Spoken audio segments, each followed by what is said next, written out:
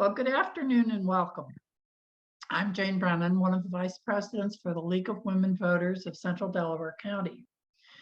I welcome all of you on behalf of our league today, and thank you for joining us for our first Hot Topics program of the new year 2023. As many of you know, in the past, our Hot Topics programs were luncheons with guest speakers. However, the pandemic put an end to all that. So due to the pandemic, most of our programs now have become Zoom presentations, and we have been both amazed and delighted with the very positive response that we have gotten to having these programs as Zoom meetings. As of today, we had 50 plus members participating in this program or signed up to participate in this program. The League of Women Voters is a nonpartisan civic organization committed to promoting political responsibility through informed and active participation in government, citizenship, and elections. Our motto is making democracy work, and we do that through registering people to vote, organizing and presenting candidate forums, providing candidate information through vote411.org, and hosting educational programs on various issues of concern. Our programs this spring are all related in some aspect to the theme of health. Today's Hot Topic program, called What the Heck is Happening in Harrisburg, will bring us up to date on the state of the state, including advocacy efforts and accomplishments with the legislature by the League of Women Voters of Pennsylvania, and also highlight a new mental health initiative for the state legislature. Our distinguished panel will be moderated by our chapter member, Jodine Mayberry. Jodine is a retired journalist and a legal reporter. She worked for Westlaw, a legal research platform, for 28 years, covering all kinds of litigation, including environmental, securities, and healthcare fraud. Jodine retired as executive editor of Westlaw's Wayne, Pennsylvania division. She serves the League of Women Voters, Central Delaware County, as our legislative advocate, and she is also the editor of our newsletter, The Voter. Jodine is also a member of the Environmental Committee of the Delaware County League of Women Voters. Dr. Rachel Goff will elaborate on the state of the legislature, the outcome of redistricting efforts last year, Fair District Pennsylvania's Fix Harrisburg project, and what progress, if any, was made to get the rules changed at the outset in the Pennsylvania Senate and House. Rachel is a Fair Districts Pennsylvania volunteer, chairs the Rules Research Committee, and is a member of the Fair Districts Executive Board. She is a retired internist and spent the bulk of her professional career at Thomas Jefferson University Hospital in Philadelphia. She was the Chief Patient Safety and Quality Officer for 7 years.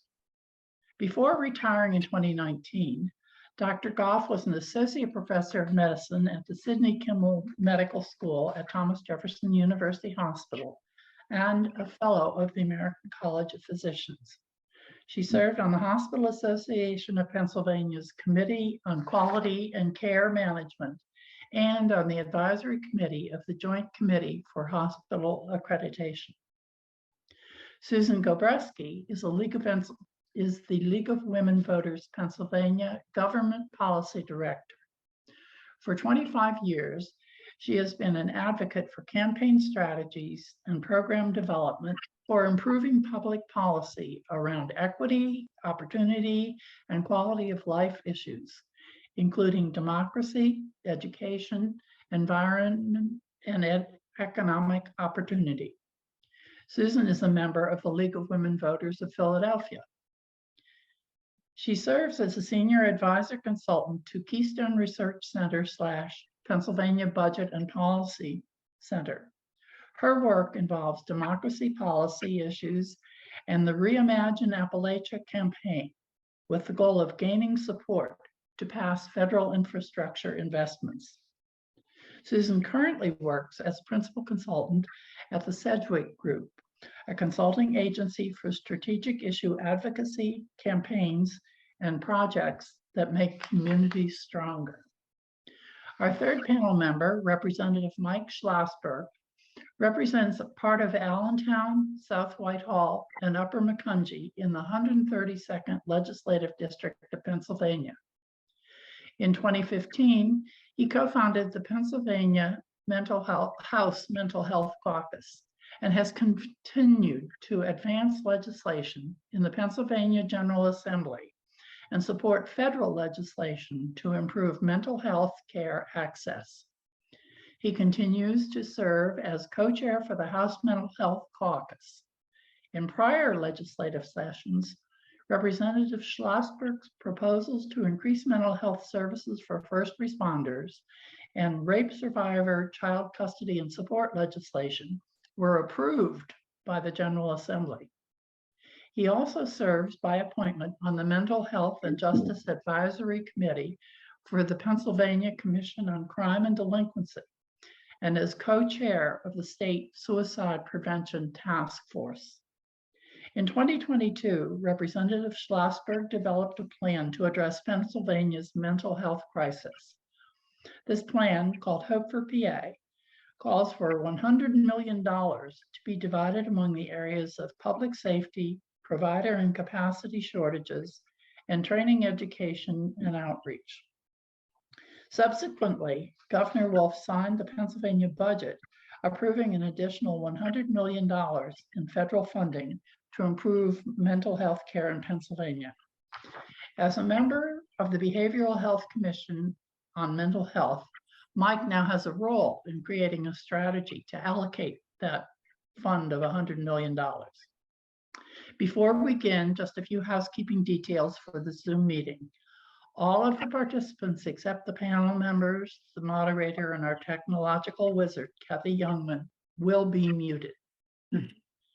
The questions submitted prior to today have been shared with the speakers.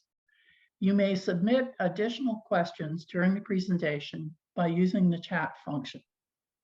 And now I will turn this program over to our moderator, Jodine Mayberry. Yeah, actually, one correction, I never submitted the questions to the speakers. Oh. But I can see that a lot of them are questions that are going to be answered as they go along and make their presentations.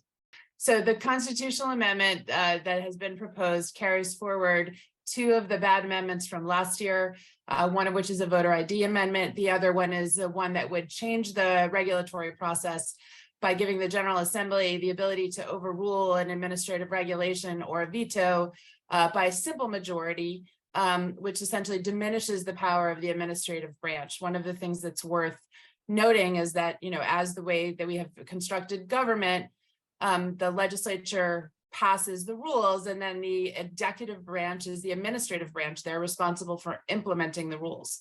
So they can issue administrative regulations. Departments are staffed by usually people with expertise, like on healthcare, mental health, regulatory issues, people who are accustomed to working with specific stakeholders and have content expertise and relationships. So the idea is that the administration does to administer things actually helps issue regulations, and the legislature still has a role to play, but currently they have to have a 2/3 majority to overrule the governor.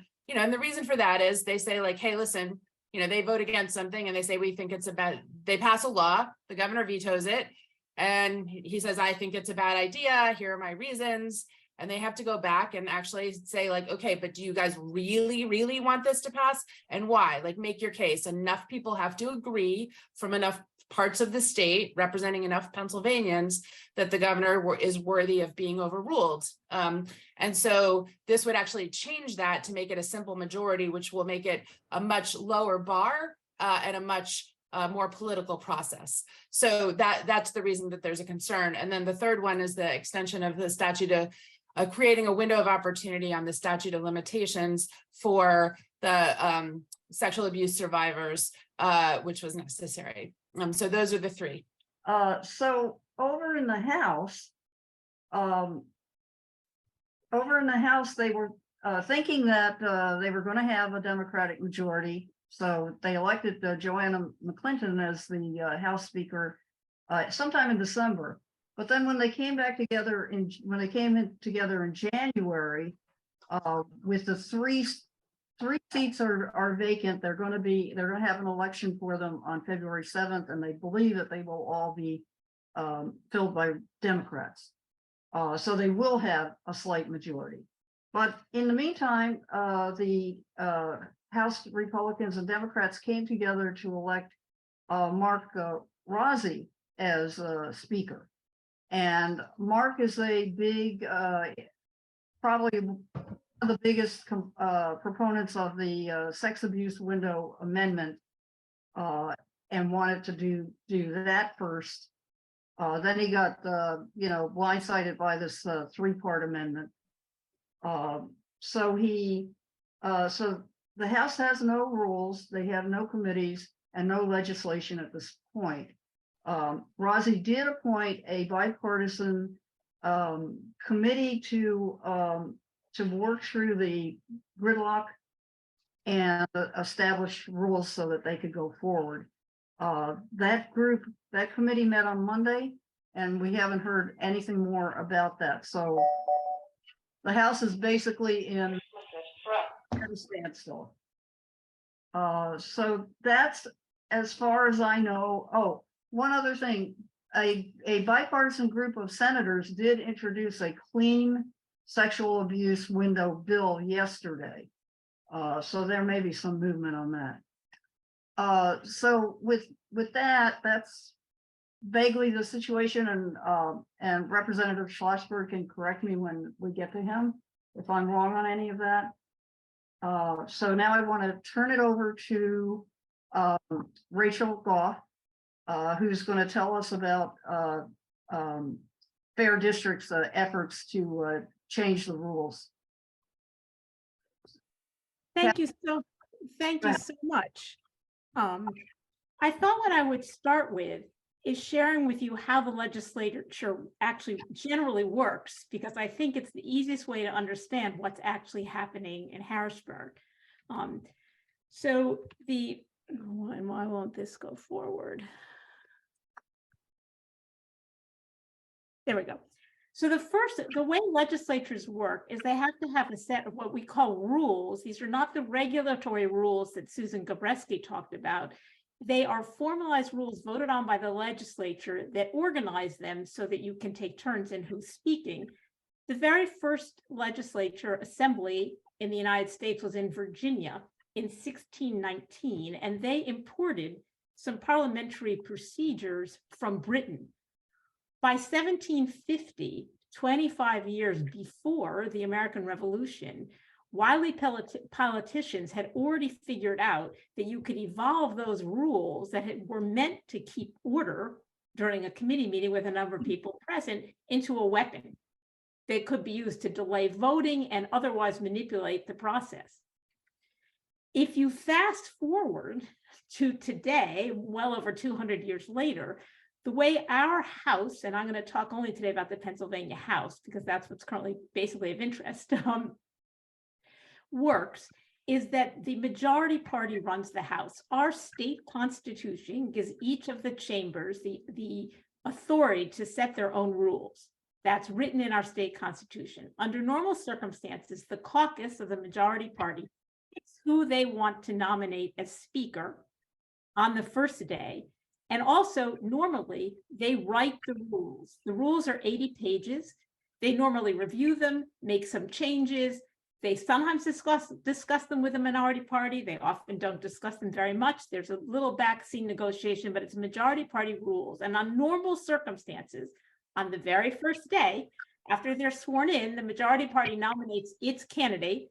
The minority party also nominates one. The majority party has more voters, so they win. And then the next thing they do is vote on the rules. That's what happens normally.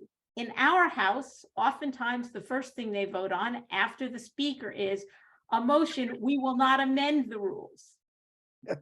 That is often what's voted on next. That passes by majority party. And then the rules are proposed And then, of course, you cannot amend them, so you only vote them up or down, and they pass usually in a somewhat partisan fashion. The rules, as they've been written for session after session, give the speaker who's been elected the opportunity to select every committee chair. And they have been traditionally always from the majority party.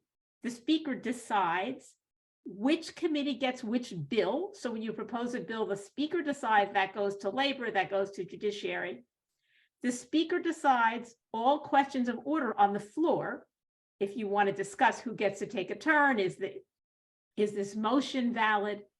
And the speaker determines the calendar, which bills are discussed, along with the majority party lead.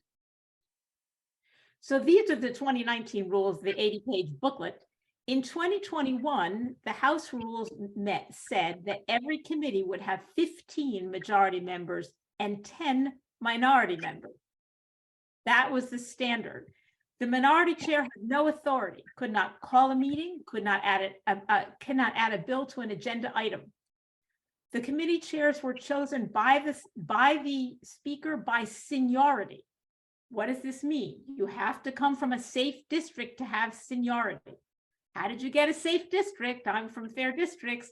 It was sometimes gerrymandered, right? Not always, because we have areas that are very safe for some candidates.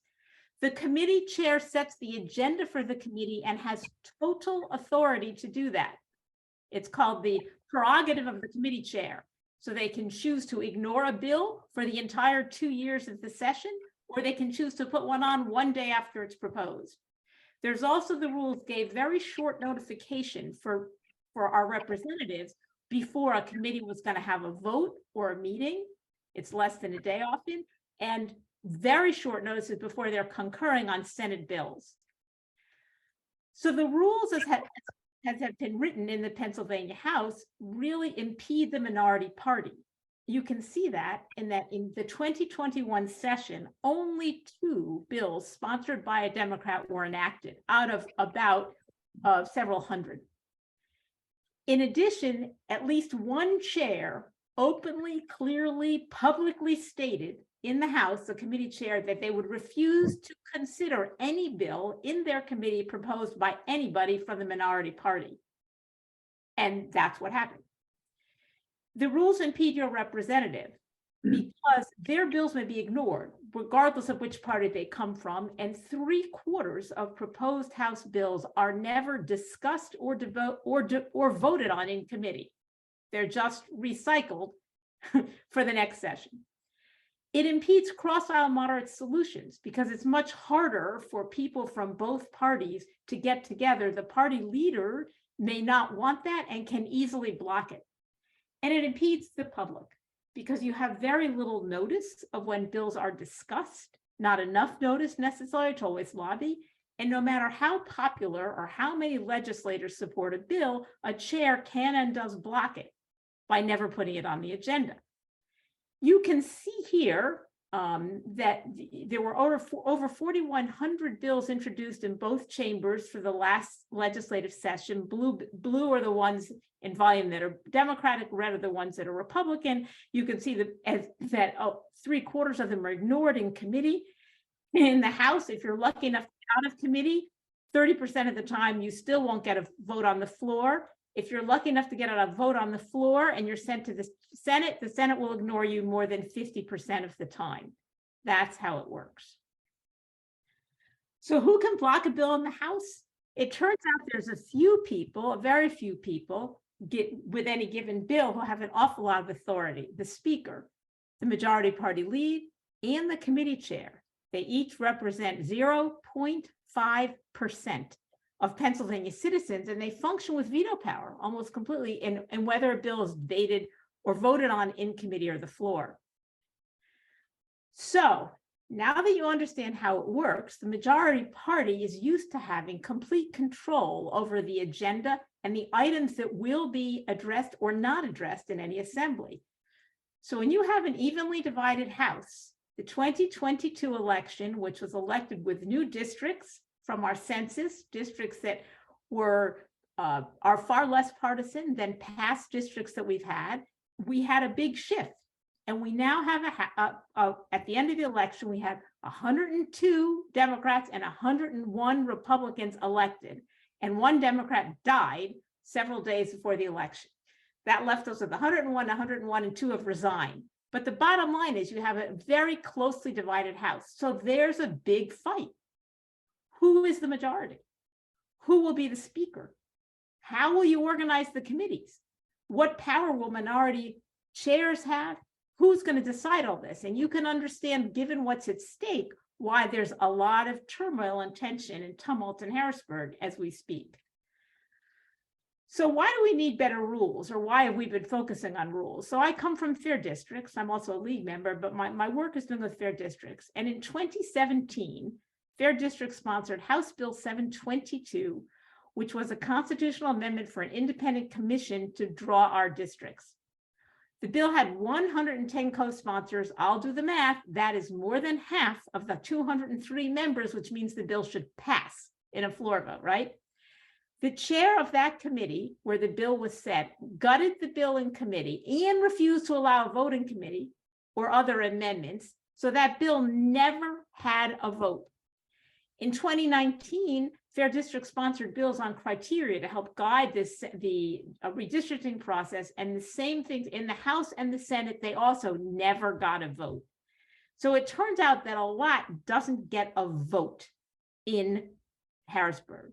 And it's not just redistricting. We have a report on that. You can see the link that's on our fixharrisburg.com website. And Fix Harrisburg is a project, so essentially fair districts came to the understanding that we're never going to get redistricting done if we don't fix the rules.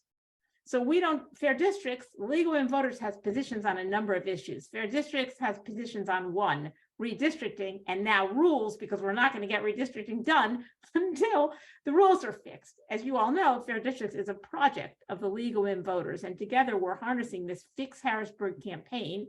You can find it at fixharrisburg.com, and you can see a list here of some of the things that don't get a vote. And when we say they don't get a vote, they may not get a vote session after session from one chamber or the other because somebody objects to them. And the Fair Policy and Bipartisan Group has done some work on agenda fairness, and Pennsylvania has a 0% score compared to our other states for fairness. We're with about 16 or 17 other states.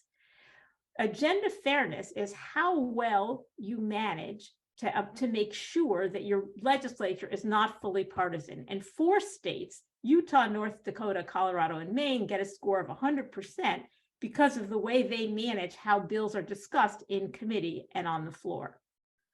We'd like a better score. The rules are what would allow us to have more agenda fairness. Some states have rules that committees have to hear all bills, or priority bills, or bipartisan bills. Many more states have rules that committees have to report on bills, and particularly, this one's the most common, that once a committee reports on a bill, the floor has to vote on it. We think at Fair Districts that bipartisan bills deserve a vote. They deserve a vote in committee, they deserve a vote on the floor and in the other chamber. We want rules that ensure that bipartisan bills will get a vote. And I'm looking forward to having discussion and support from all of you. Thank you very much.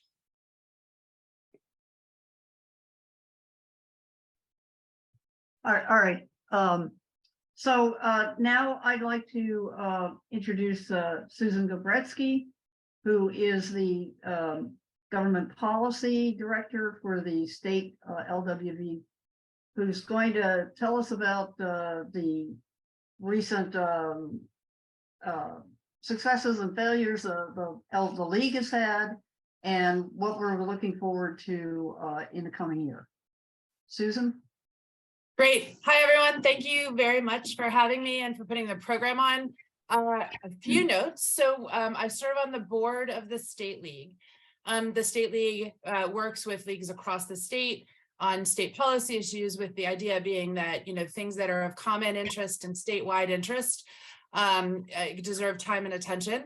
And so I direct the government policy work. I also do some of that in my day job. Part of my work includes working on these issues. So it was for me a great opportunity to help expand the footprint of this work and to draw on some things I already know, which makes volunteering a little easier, as we know. So I'm going to give a quick wrap on last year or the last session, and then talk briefly about where we're headed and what we think is going on right now. So as a quick sort of the highlights and lowlights of the last session were the following. What was good is that no really terrible legislation around voting in elections or government policy passed, in part because we had the governor's veto. And as I mentioned earlier, the veto process is really intended to help provide for checks and balances across different branches of government, make sure there's a broad consensus when things are controversial, to sort of say hey, it has to actually pass a couple of tests if we're really going to push something through when there's a lot of disagreement. And as we know, that has not really been the state of our nation lately. As Rachel mentioned, people have learned how to work the rules to their advantage. That will always be the case. There is not, and unfortunately, good policy by itself doesn't actually fix the issues, but good policy does attract good people, and it can help really prevent bad things from happening. So that's one of the reasons that we were very fortunate to have a governor who was willing to veto things. I just, invite you to join me in sending mental thanks to him for doing that work, and to the legislators who were able to stand with him and support him. A couple of other things then. So a couple of the bad things from the past 2 years. One was the subpoena of private voter information led by the State Intergovernmental Operations Committee, initially Doug Mastriano, now Chris Dush, State Senator Chris Dush, who's been appointed to chair the State Senate State Government Committee. That was not a good sign for the intentions of the Senate about whether or not they want to work in a more bipartisan fashion. There has been some lip service to that, but we'll come back to that. So that litigation is actually still active. There are questions, and there has been a legal request to stand down some of the legal actions taken by the Senate because the session ended. So there are questions around whether or not some of the litigation will continue. Obviously, it could be taken right back up. So that was one of the things. Another one, and sort of the hugest one, was Senate Bill 106, which was the passage of 5 constitutional amendments, quite possibly 6, depending on how you read the abortion one. That's one of the issues of controversy that was passed as the first part of the constitutional amendment process. I'm not going to recap that process unless there are questions about it, but basically what's next is it would have to pass again in both houses of the Senate. Both houses of the legislature. The governor does not have a veto opportunity on constitutional amendments, but it does go to voters. So 2 of those amendments were introduced, and that, by the way, is also being litigated. That matter is actually before Commonwealth Court. It was argued in December, and so there is not a decision. One of the reasons that some people were unhappy, there were a lot of reasons to be unhappy about what happened with Senate Bill 1, which I'll cover, but one of the reasons is because that was a matter under active litigation and there was nothing pressing about it. So it's sort of a sign of disrespect to the court. So Senate Bill 1 included, as we mentioned, 3 provisions, not all the 5 from Senate Bill 106, which actually, the fact that they divided it all actually helps prove the point that they should not have ever been passed together in the first place. But it was voter ID, the regulatory issue, and then this other issue, which is not controversial at this point, of passing the statute of limitations for sexual abuse survivors to take legal action. So the other provision that was part of Senate Bill 106 that is a priority for the League is the issue of abortion rights. It was actually a measure that would explicitly state that there's no right to an abortion and no taxpayer funding. That's the separate 2 issues. So constitutions traditionally have been designed to provide for longer term, long view processes about how government works.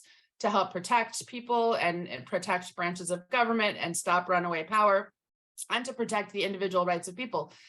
They have not really been used or were intended to use to take away rights from people. But you know, Pennsylvania likes to get in there. So that's kind of where we're at. That's where we're headed into this year. So the biggest threat essentially from last year is Senate Bill 106. And then the Senate came out swinging like gangbusters, passing that constitutional amendment as part of their business. And I think furthermore, it's really worth highlighting that they attached these two controversial amendments to this one that is supposed to pass and was made a priority, and that would provide a lot of relief to people who've been terribly abused. And I will just make the personal comment that when you use sexual abuse survivors to help you achieve another goal, you know, that's another way of exploiting people's pain and things that have happened to them. So here, you can't have this thing that protects you unless we get to use this thing that we couldn't pass otherwise along with it. So it was pretty much a slam.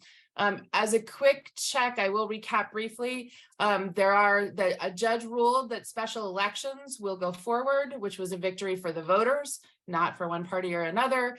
And once we have the full complement of legislators, there may or may not, maybe Representative Schlossberg will be able to give us a hint, but be a new speaker.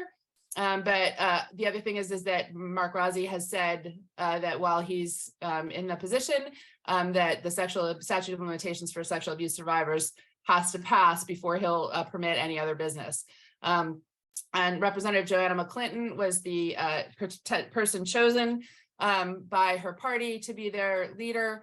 You know, so we'll see if that comes back on the table. Either way, some of the things that happened around the statute of limitations, even in the House, and the divides over the House have sort of gotten us off on a foot where bipartisanship is not especially likely.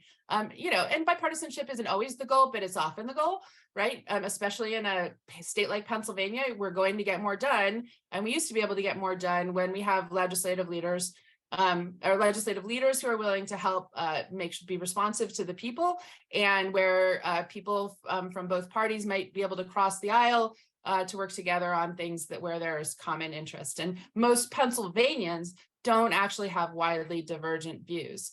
The league's priorities for this year are really going to be similar. They're going to be really about, I'm just going to rattle off a couple, but there won't be any big surprises in the government policy. We are going to continue to do elections protection. So that focus will be on the process of how elections work and around protections for voters and access for voters. So things like protecting mail ballots. We're going to be lifting up a big priority around curing ballots. Ballots should not be discounted because of technical errors, right? People shouldn't make a simple mistake like forgetting a date and have their ballot discarded and be disenfranchised because of it. We will work on funding for elections to make sure that there's enough funding to meet the demands of the system, and that we can have safe and secure and accessible elections that are able to get done in time. We will continue to focus on ensuring voter privacy and voter data security. And let's see, open ballots, open primaries, making sure that independent voters are able to participate in primaries. It's you know, right now the system is such that our voting method actually supports two parties in particular, and independent voters are left out of the process of helping to choose who's going to be in the final contest. We'll continue to work on rules, and we will continue to work on redistricting. One thing I really just want to lift up is that a huge focus of redistricting was making sure that districts were more reflective of Pennsylvanians. We had a lot of victories. Our work, the work of Fix, of the Fair Districts Pennsylvania, really worked to get a lot of principles into the redistricting process, which resulted in much, much better and more accurate reflection of Pennsylvania voters, both by population and by how our electorate looks and it is. But we don't have all of those things in the rules and in the guidelines and in the law that guides the redistricting process. If we wait for 8 years to start working on this again. We will be behind. So we are all committed to working together to make sure that the redistricting process, the things that need to move forward to improve the redistricting process continue, so that we can continue to make sure that voters are choosing politicians instead of politicians choosing voters. I'm only 40 seconds over. Thank you very much, Susan. That was great. Good reminder to all of us about what needs to happen. What we need to work on, what our membership needs to work on. Now I'd like to introduce Representative Michael Schlossberg from the Allentown area, who's going to tell us about his efforts to advance mental health legislation and perhaps shed some light on what we can do to help influence the legislature. Great. Thank you very much, Judy, and thank you all for the opportunity to speak with you today. I will touch a little bit on some of the mental health work that we're doing in the legislature, and as the previous two speakers laid out a very accurate and somewhat depressing picture of where things are at from a legislative perspective. But I do think it's worth noting that there are still opportunities for both caucuses to be getting along, and I think and hope that we can get there on at least some issues, one of them being mental health. And there is a bit of an irony in that, despite the fact that partisan rancor, I think, is really accelerated to an all-time highest that I've seen in my time, not except with the lone exception being the first Wolf budget shutdown in 2014, 2015. We actually did a lot of work together, and we did some really good work, including on issues like education spending, medical marijuana, pension reform, increasing access to wine and spirits, and more. And we did those efforts on Democratic and Republican priorities in a way that I think benefited the entire Commonwealth. So there is a bit of a sad irony to where we're at right now, but it is reality. One of the areas that I do hope we can make real progress is in terms of mental health. By way of background, I'm in my 6th term in the legislature. I'm a Democrat from Lehigh County. I represent Allentown in the area west. I am a member of House leadership. I'm the caucus administrator, so I have a seat at the leadership table as well. Two biggest issues to me are education and mental health funding. I've been very upfront with my own struggles with depression and anxiety, times in my life where I was suicidal, and I've tried to use those efforts to destigmatize the issue of mental health and then build credibility on the subject. There are a ton of mental health related issues that we're all facing right now. At their core, most issues are connected by a lack of funding and a lack of funding investment. And I think it's become really apparent in the past few years that we need to do more. COVID did a lot of really good things for us. Speaking candidly, one of them was it increased the emphasis on mental health, because it is abundantly clear that we need to do more in terms of mental health. And that's not just me as a relatively liberal Democrat talking, but that's become really, really apparent among my more Republican colleagues. In 2015 or so, I created the House Mental Health Caucus, bipartisan caucus that seeks to give information and get more members involved and informed about mental health related issues. And I used that caucus in my position there to try to push more funding with pretty sound fit budgets and an influx of money from the federal government. This past budget, I proposed the Hope for PA plan, which was a way to put in $100 million in recurring funding into the budget into mental health. It was something that I did on a bipartisan basis. I spoke with Republicans and Democrats about it. And I was cautiously optimistic that we'd get somewhere. We did get somewhere, not where I wanted, but we got somewhere.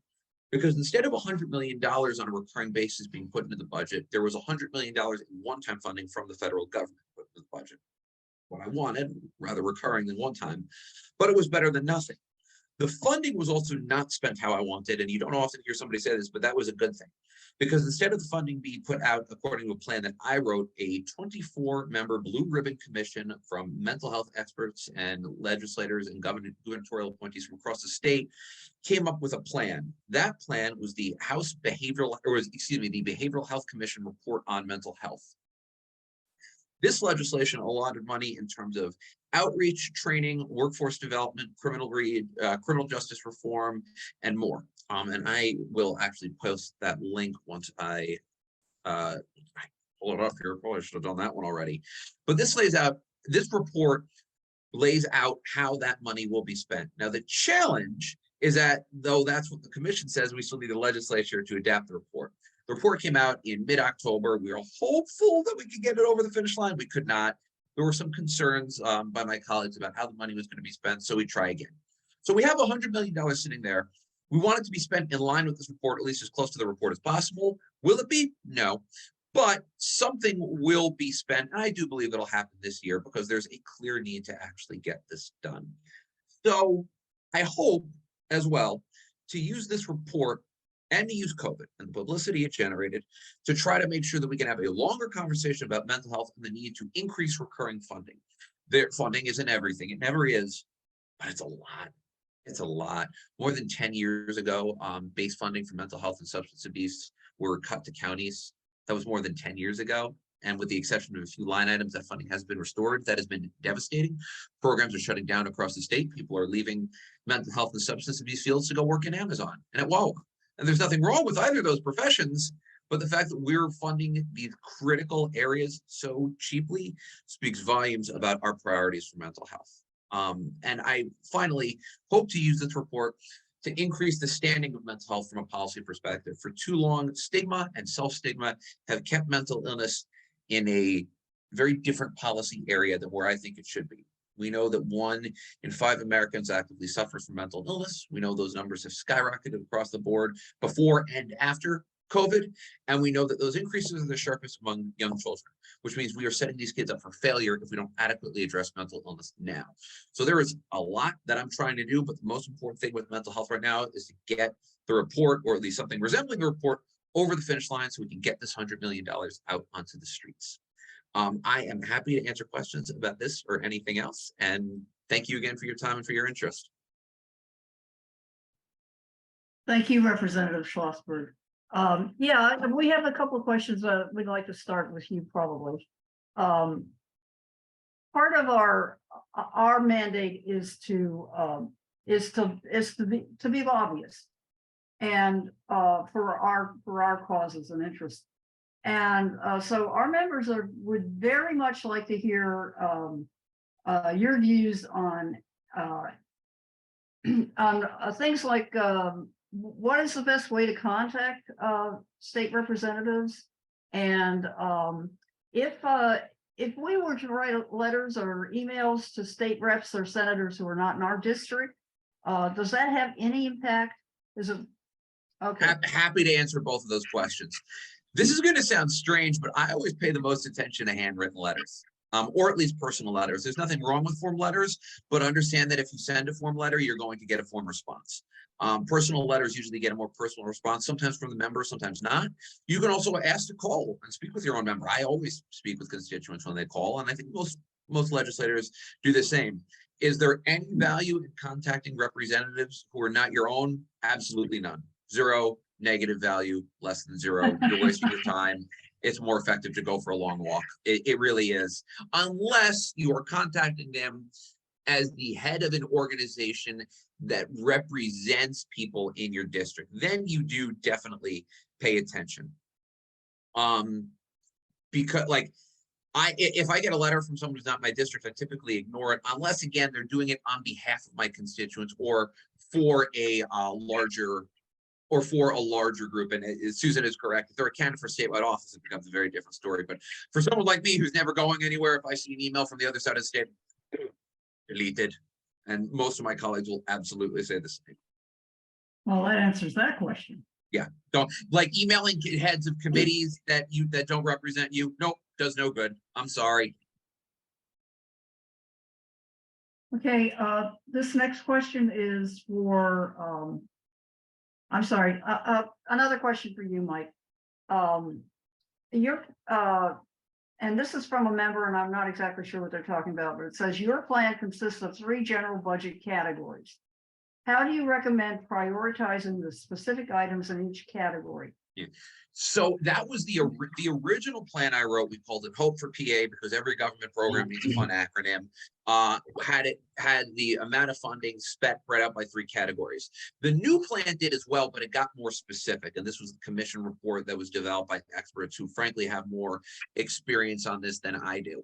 $37 million went for workforce retention and recruitment. Another $23.5 million went for criminal justice and public safety reform, and another $39 million for capacity, service, and supports. It also made some additional recommendations going forward. That plan was developed by a variety of internal conversations, survey taking, and multiple public meetings that were held throughout the state, in Harrisburg, in Dauphin County, and in Center County, because we wanted to get input from both rural and urban communities. And that was all developed by this expert process. Okay, thank you. The next question is for Susan and Rachel. How can the League of Women Voters and Fix Harrisburg collaborate to the changes that will help our state function? I think you have answered a little bit, but maybe you want to be a little more Yeah, specific. I'm happy to start and then let Susan finish. I think the current focus on Fix Harrisburg has been, one, to work really hard to lobby all our legislators that we want different rules and to help educate everybody about rules. The rules aren't the sexiest topic that ever came down the line. And I think we've been gratified by how much discussion there's been. Some of it's courtesy of the federal government, not all of which probably was good, but in the meantime, there's been an enormous amount of attention on legislative rules. So I think our goal was to have different rules. I think that has included working all summer at tabling events, webinars for the new legislators. I hope am I echoing? I'm not sure why that would be. I apologize. It's not my computer. I'll let Susan finish it then, because it's very aggravating to be echoing. But if you will go to the fixharrisburg.com website, you can sign our petition. And we really recommend that you call your own representative and ask them for better rules. Okay. I think that, so first of all, there's an organizational and institutional relationship, and, Carol Kuhnholm continues to deserve a lot of our gratitude for the work that she's built and the infrastructure that she's built around redistricting and around mobilizing people, and also still making sure that the league has a role, that the organizations continue to work together. We are organizationally connected. Fair Districts is a project of the League of Women Voters, but it also operates independently. So a couple of things. One, we are actually actively meeting and jointly working on the issues around redistricting and talking about what needs to happen now, in the future, how we work with other groups, what our roles will be. So we'll continue to do that. Some of this is about coordinating work and some of it's about dividing and conquering. The Fix Harrisburg campaign is lifting up the rules question since it was such a challenge. And then so the league is also supporting that work on the rules, but also focusing on this broader set of priorities. So that's the thing. I mean, the other thing that we can all do together is help try and tap into a few more people, right? Like, hey, if you are on redistricting, you're interested, please follow this work. If you can write a letter on rules, we want to get you involved in advocating for funding for election administration and voting protections. Like, if each of us gets one person twice a year to become part of the circle of people who are following these issues, makes a huge difference. And not just our local neighbors, especially where you all are, but your brother-in-law in a different county, those types of things. So that's the work. I'm going to get a committee together this year to start doing that kind of work. So we'll be working closely with you. This next question is for anybody who wants to comment. I know that Josh Shapiro has made a strong emphasis on bipartisanship, and one of the things that he's done was to appoint Republican Al Schmidt as the Secretary of the Commonwealth, which I think is fantastic.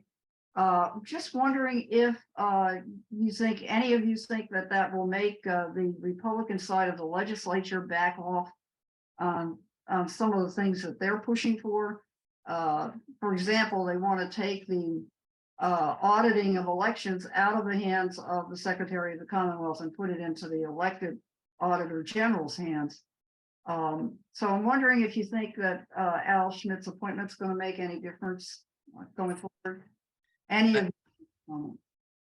Personally, I'm inclined to think that the Republicans who would be influenced by Al Schmidt are already trying to move on. There's always, I would make the argument that the Republican Party, in recent memory at least, has always been much more divided than the Democratic Party. I think those divisions will only grow after 2020, when you saw Republican candidates really openly embrace some of the extremism, some of the people like Doug Mastriano, and just suffer an electoral shellacking. And now you have a pretty good segment of more moderate Republican members, the ones that are left, and there are still a sizable portion of, somewhat sizable portion of Republican moderate members who are left, who are screaming, we need to stop this, we need to get back to where we were, we need to embrace vote by mail. Those are the people who would listen to Al Schmidt, but they don't need to listen to Al Schmidt because they're already there. They may, make a show of saying we get the need for election audits and all that, but in reality, they'd like nothing more than to move on. And then you've got more extreme Republicans who will probably view Al Schmidt as a turncoat and a traitor and would hate him, who won't listen to him. I think he will be able to convince Republicans who are already willing to listen to him only. I'm going to say, yeah, I think that's right. First, but I do think a few things. One is, I think that the issue of election administration, I think he's going to be a great Department of State Secretary in terms of helping on election administration, helping to advocate for funding. I'm actually a huge fan, but there have been issues that people have disagreed with him about before.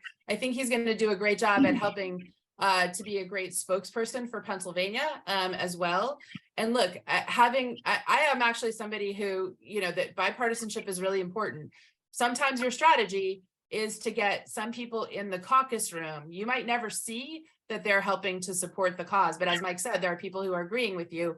So he might be able to actually help give information that is persuasive that colleagues can use to actually help get some of their colleagues to stand down on an issue, right? To say so we won't ever see it. They won't make a big public statement or, be publicly divided from their party, but they might go into the caucus room saying, don't make me vote on that. It's not good policy, or maybe we should do this, or let's just kind of give that one away.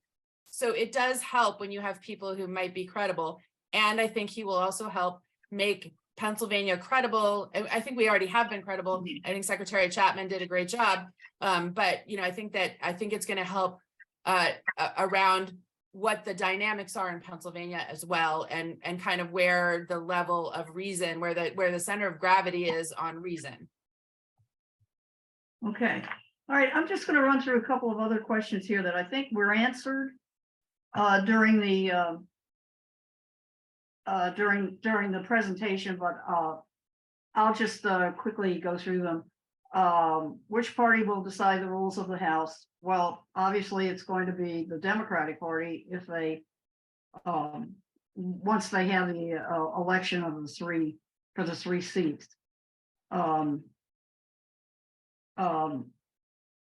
Will there be any Pennsylvania constitutional amendments on the May primary ballot? That's exactly what the fight is all about right now with the SB1, SB23. Can I answer that really quickly? Sure, go ahead, please. Yeah. So if the legislature, so the deadline is functionally February, but the Department of State actually needs time to do all of the work that has to happen, including publishing public notices. And so they have said that the deadline for a constitutional ballot to make it onto the ballot, to make it onto the primary, is January 27th. And by the way, I think Jodine asked me to address this.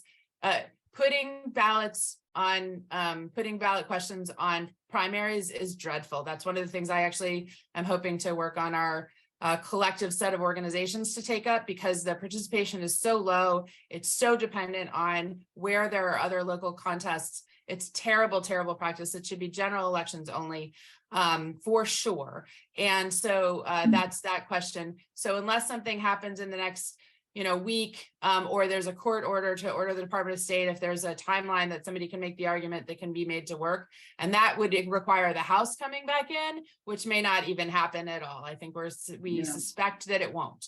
So the House will come back in eventually, but till after these special elections. Right. And if for instance, the sexual abuse amendment doesn't get through by the 27th, it can still be approved later and go on the general election ballot. So that may be the strategy there. I don't know. Yeah, can I just make one comment on your question on the rules? I think it is true that normally the majority party decides the rules, but this is not normal. The last time we had this evenly divided legislature was 2007.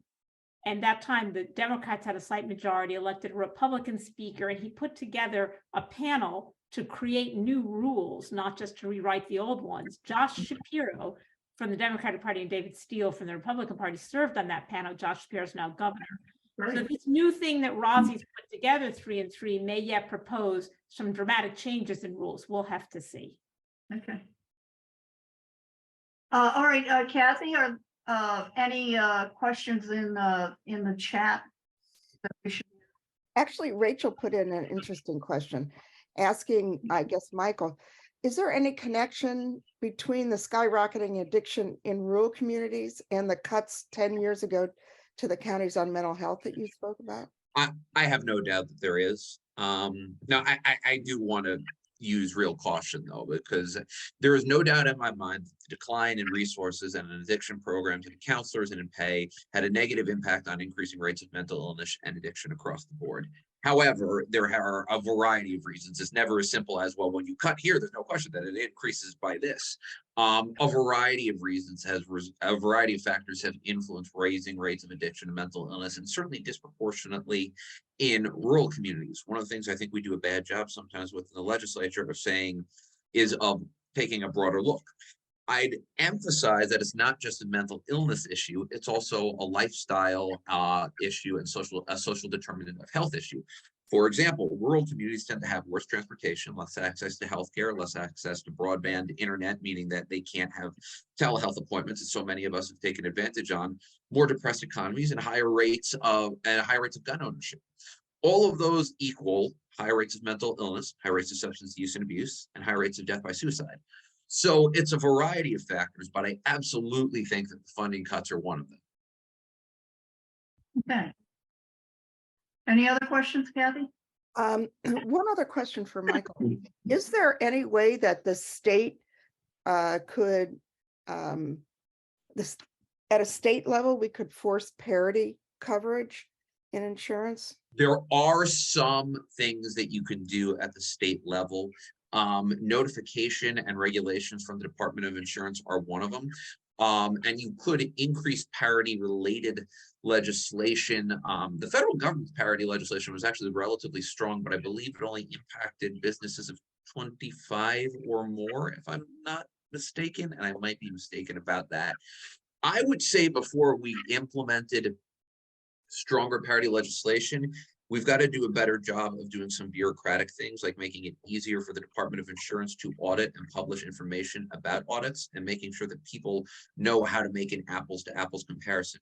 I do mental health for a living as a member of the state legislature. I vote on laws and public policy. And if you said to me, Mike, and if I found a parity issue, I would go, I don't know what to do, because it's just such a complex issue that you've got to do a better job before you get further down the line in terms of parity regulations. I think you've got to do a better job of enforcing what's already out there, because enforcing what's already out there is highly, highly complex. That's one of those areas where I hope that the Shapiro administration is able to increase the functioning of the executive and administrative branch so that they can do a better job of enforcing what's already out. Mike, do you have any insight at all into what's currently going on in the House? No. Honestly, not a lot. That actually really is. You have that committee that's had a few meetings now on trying to develop temporary rules, so there's a pathway forward. But at the same time, the same people that are supposedly pledging a desire to get back to Harrisburg and work keep trying to remove Mark Rossi as speaker after 2 weeks ago voting for Mark Rossi as speaker. So to say that there's a bit of a breach of trust right now is an understatement. So I really don't know what will happen. I certainly think things will be smoother when there is a 102, 101 Democratic majority that can protect the Democratic speaker. But I don't know for sure. Okay. All right. Kathy, anything else? Or should we? I think you've. Okay. All right. Who wants to come back and thank our speakers and make any announcements. Is that Ann? You have to unmute yourself, Jane, please.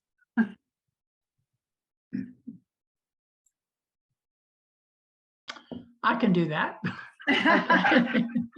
So thank you all very much. I know Susan had to leave, but thank you, Mike and Rachel, for a really enlightening and informative presentation. It gives us a lot of ideas for how we can go forth as a league to do some advocacy. I want to remind everybody that we have 2 upcoming programs. The next on January 24th, the League of Women Voters of Delaware County, in conjunction with Penn State University Extension, is offering a webinar to prepare candidates to run for office. And that's Tuesday, January 24th, by Zoom at 7 p.m. Go to our website, LWVCDC.org, to register. And then our next hot topic presentation will be on Friday, February 10th at noon, also a Zoom presentation. And it's called Getting the Lead Out, Keeping Our Kids Safe. And it will be presented by Rosemarie Halt, who is a Master's of Public Health, and she will describe the health risks associated with lead and its impact on Delaware County children. And again, go to our website, LWVCDC.org, to register.